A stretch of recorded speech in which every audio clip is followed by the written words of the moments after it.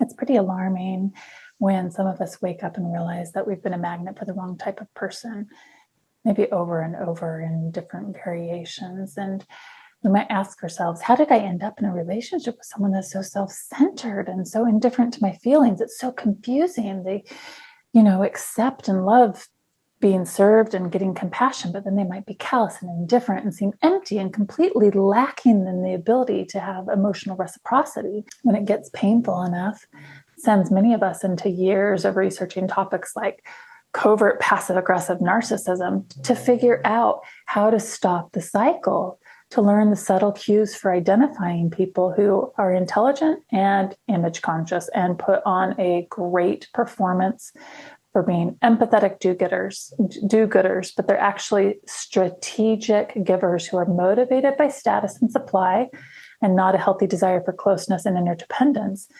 And that's what makes their dismissiveness so confusing, because it looks good at first. And then to cope with how we feel and make sense of it, we might even start calling compassion codependence and worry that it's manipulative, or we might wonder why we see this pattern with so many people and worry that we're attracting them into our lives. And I think we are, but maybe not for the reasons that you think. This is Being Attached, and I'm Camille Pack. This is Annie. And today we're going to talk about unreliable relationships, how they mess with our judgment, how they keep us investing in the wrong people, like the slot machine addiction, and we're expecting to get some big reward if we can only try hard enough.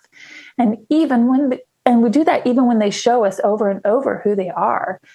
Then we're going to talk about how to find emotional peace and start attracting compassionate relationships and people who can give back. So that question of attraction, why does it happen? I think that it's about attachment styles, which are the internal blueprints for how we expect others to be in relationship with us and how we give in relationship. And attachment insecurity is caused by neglect and abuse, usually in childhood and often by innocent people who are doing their best to survive and living in our fearful culture that pushes independence and task-oriented achievement over interdependence and fulfillment. And I am betting most of you are familiar with the 4-quadrant attachment types: secure, anxious, preoccupied, disorganized or fearful, and avoidant or dismissive. So attachment is a spectrum, but here's a well-researched rule. When we have attachment insecurity, we typically feel most comfortable with others who also have some version of attachment insecurity. I remember a podcast recently, and the woman said she didn't even like people who hadn't had trauma because they were boring. They didn't get her. And it goes both ways. And if we have secure internal working models of attachment, we don't like to be in relationships with people who have that insecurity. We have healthy boundaries. We expect reciprocity and kindness, and the 10 keys of secure attachment relationships I'll share with you. So even if you were attracted to a securely attached person, chances are good they wouldn't want a deep relationship with you if you were insecurely attached. So the secures end up together. They pair early, they pair often, and they're rare to find around because they have really solid relationships collected all around them. And then the rest of us bump around wondering, what the hell is going on? It didn't used to be so hard to find good people when I was back in college, right? So to get a little deeper into what's happening on the attachment quadrant, from what I understand, the spectrum of anxious attachment usually holds everything from codependence to borderline personality disorder. And disorganized attachment usually indicates living with unresolved trauma. And this style can alternate between anxious and avoidant behaviors and feelings, sometimes simultaneously. And it can include everything from PTSD to dissociative identity disorder. And the bucket of avoidant dismissive attachment also holds narcissism and psychopathy. So yes, all attachment wounding, all insecure attachment is trauma-based, often early childhood, and usually with predictable parenting interactions. So from my perspective, attachment insecurity in general can also be understood as CPTSD in general. Quick side note. The 4-quadrant way of talking about attachment is pretty basic, but it gives us more than enough to move on to all that I'm interested in these days, which is how do we heal? attachment insecurity. But if you really want to understand the complexities and make sense of your world, I get that. I have been there, and it's an important place to be. Dan Siegel says making sense of what happened to us is how our brains process and integrate trauma so that we can move on and have more meaningful lives. And so it's an important place to be. And you can't get any better than Pat Crittenden's DMM model of attachment if you want to study attachment more deeply. So, but back to the issue of attraction. I think if we've had traumatic attachment experiences, and at least half the population in the US has, it's higher in some parts of the world, it makes us gravitate toward insecurely attached partners and friends. They are familiar to our nervous systems. So if you've been trying to figure out how to identify healthy people, trying to find people who are safe, if you've been trying to heal the parts of yourself that allow and accept and expect unkindness from others, your instincts are spot on. And I've spent years on this road. And the most exciting thing that I found is a 2016 textbook published by some Harvard smarty pants called Attachment Disturbances in Adults, Treatment for Comprehensive Repair. And the 9 co-authors describe the history of attachment and attachment treatments and outcomes. And then based on successful research, they propose a new model for healing attachment called the 3 Pillars. And I'll put a link to that book in the description if you're interested. So one of the pillars that we will practice here today in the limited way that YouTube allows, but that it will give you a taste, for the meditation, is a meditation called the Ideal Parent Figure Protocol. I call it IPF meditation. It's pretty complex, and it's usually done in dialogue. It uses the imagination to give you new emotional experiences that fit in line with what we know about secure attachment. You imagine yourself as a young child. This is the state of mind where you're open, where you can rely on others.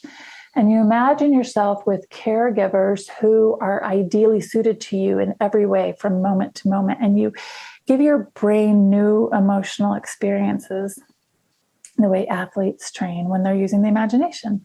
So the 3 Pillars model has a treatment effect size of 6.23. That's by Cohen, far surpassing typical therapies, non-attachment ones, from what I understand, that live around the 0.8% effectiveness when they're good.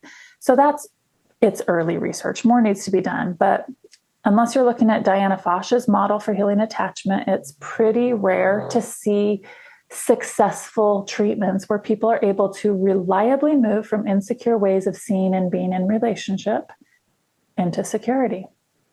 And the other important piece with this model is that it supports the development of secure attachment without processing trauma, which is really important because many people are re-traumatized by talking about trauma. In fact, processing trauma is contraindicated if you have disorganized attachment specifically. And a lot of people don't know that and push themselves to disclose and share the things that make them feel terrible, thinking that they need to feel their feelings and I have to feel my feelings and feelings won't kill you. And that is just not absolutely universally true. So if you were using the 3 Pillars model and you had unresolved trauma, you wouldn't talk about it until after you'd moved into attachment security, which is measured using the AAI, the Adult Attachment Inventory, if you're curious.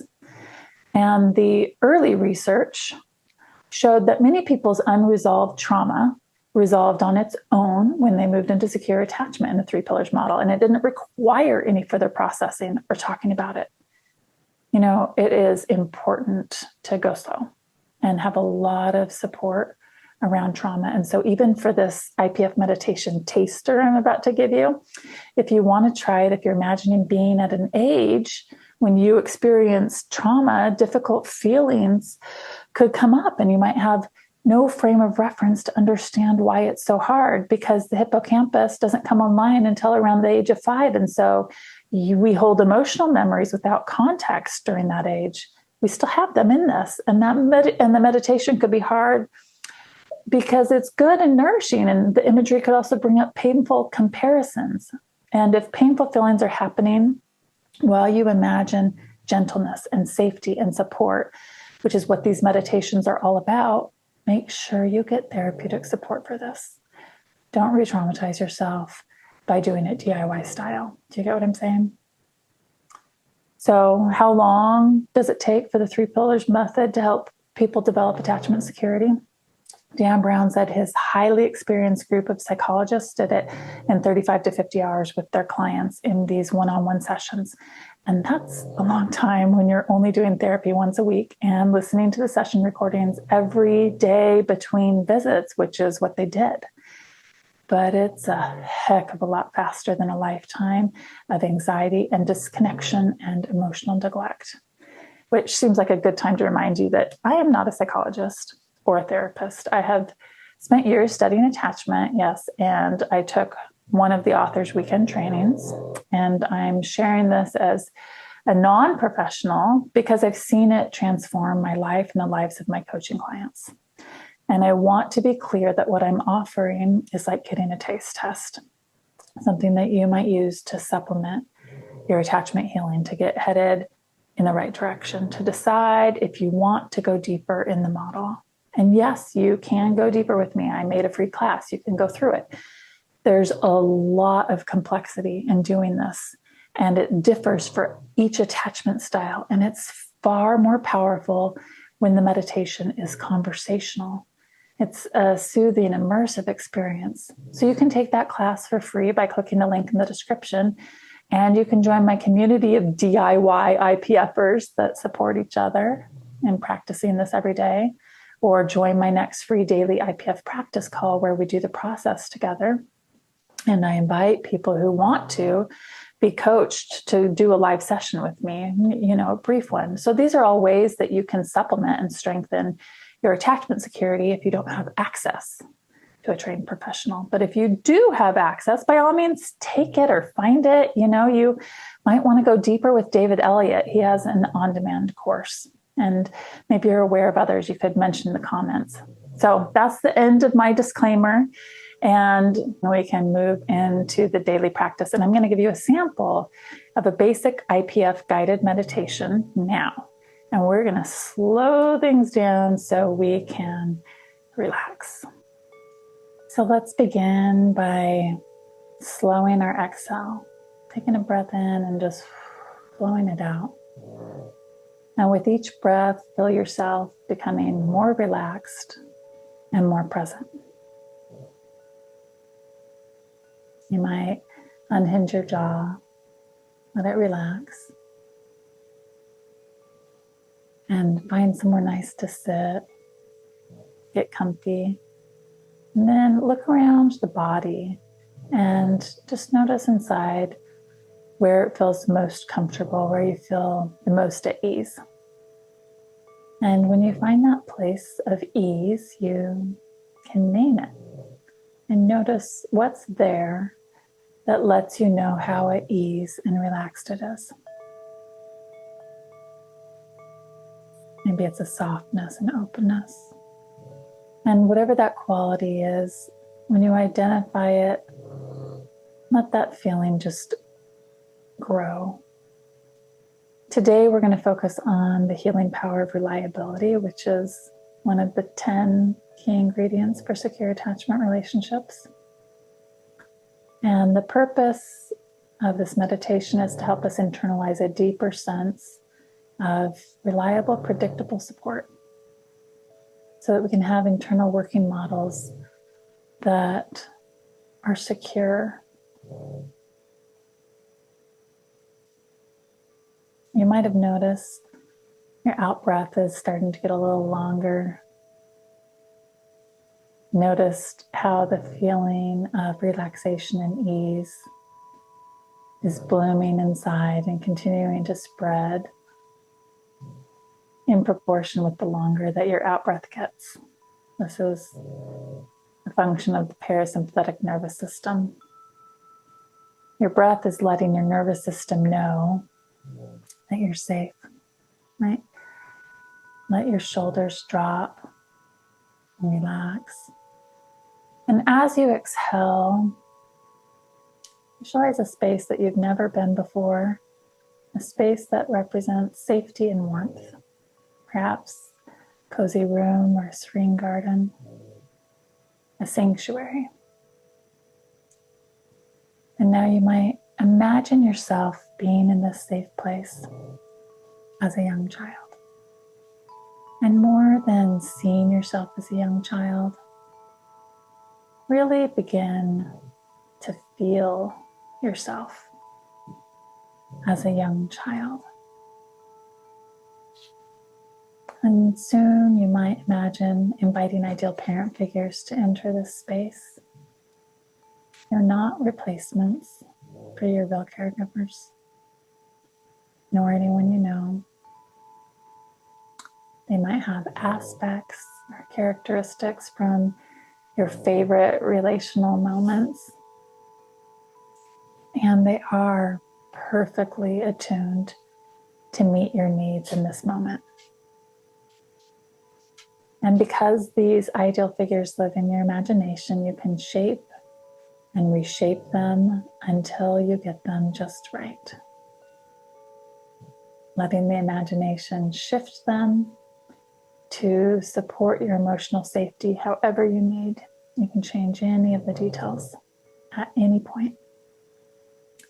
So these figures are the embodiment of all the qualities of care and support and unconditional reliability that meets your deepest needs. When they arrive, notice how their eyes light up with joy as they see you. Feel their delight in simply being with you.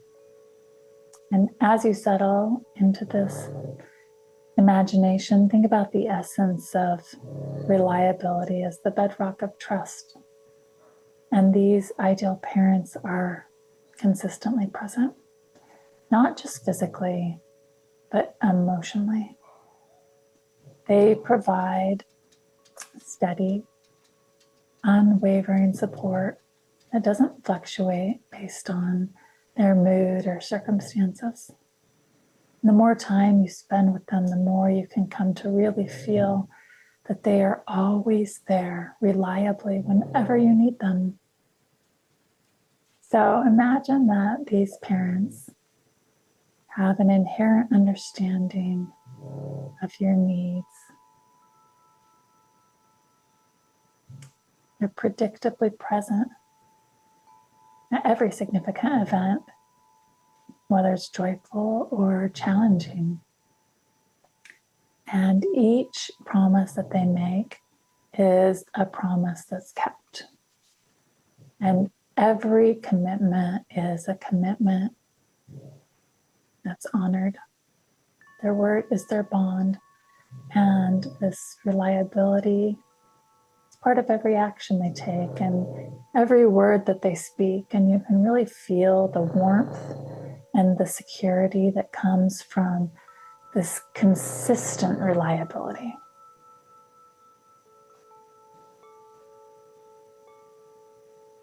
They attend to all your activities. They remember all your birthdays, the holidays, the special moments, and they make them special for you in just the right way. So you can really take in how delighted they are to celebrate you.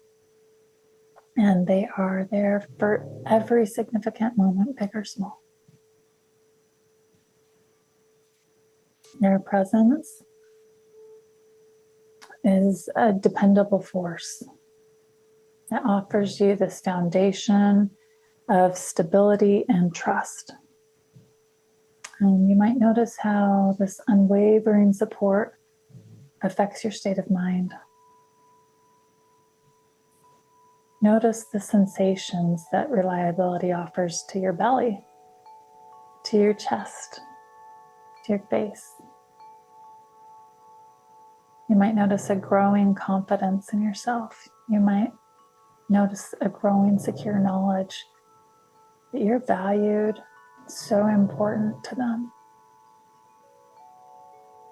And now, imagine these ideal parents engaging with you in daily routines. So each morning they greet you with a smile, their eyes sparkling with affection. and steadfast commitment. They're interested in you. They're supportive of your activities and your thoughts and your feelings. And you feel that in their conversations, in the way that they are being with you, in the reassurance of their presence. And throughout the day, they demonstrate their reliability, not just through grand gestures, but in this small, consistent way. You know, they listen attentively when you speak. They respond thoughtfully to your concerns, and they're physically present, providing a comforting touch or a reassuring nod that's just right and exactly when you need it. It's not delayed. And as the day unfolds, imagine these parents supporting your endeavors. Their encouragement is not conditioned on your success. It is constant. It is given freely with a genuine belief in your capabilities. And in the certainty that you're just right where you are. And in the evening when you unwind, these parents are there to share your reflections on the day, you know.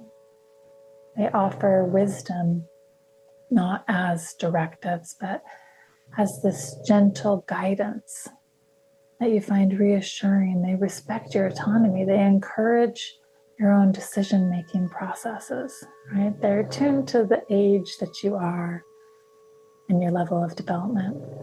And when it's time for bed, you have your favorite routine that you do together. You know, perhaps it's singing or reading a book aloud. Or maybe they rub your back when they tuck you in as you fall asleep. And you can feel how this reliable, consistent presence expands your internal sense of security, and how these experiences with them are helping you develop trust that you can rely on them and turn to them again and again to experience how worthy you are of unwavering support. And as this meditation deepens, these feelings of safety and trust and reliability can wash over you, becoming part of your internal experience, your internal landscape. Each breath might deepen your connection to these nurturing figures who are weaving their essence into your very fabric. And as you continue to breathe, notice how their consistent base supports you in relating to your friends and family. You might notice yourself feeling more open to getting to know and trust others, more willing to engage deeply and take the time it takes to get to know people. You might allow the sensations of that reliable safety and warmth and acceptance to brighten and just continue to cascade through you. With each exhalation, just really softening more into this sanctuary, this shelter of safety and support within your soul. Self-regulation is often mistaken for willpower. You know, people that have it all together. But the heart of true emotional balance lies in the richness of our nurturing, in the resonance of how well we've been emotionally attuned to. And as we cultivate an inner sanctuary that is enriched by these profound, secure experiences, our hearts fill. It becomes easier to navigate our lives in intentional, meaningful ways. Now, as we prepare to conclude this session, you might gently begin to bring your awareness back to the present moment. Feel your body resting in your space. Take a deep breath. And when you're ready, open your eyes. You can carry the tranquility and reassurance that you've felt with you today, knowing that healing is not only possible, but also within your reach. Now, if you found this helpful and you want to find out how to tailor it to your particular attachment style, make sure to take my free class. It's linked in the description. Or join my next free IPF daily practice call, where we will do the process together and I can answer your questions. And if you'd like to ask a question, there's an email below, and I'll select letters to answer on YouTube as I'm able to. So I'll see you soon. Take care.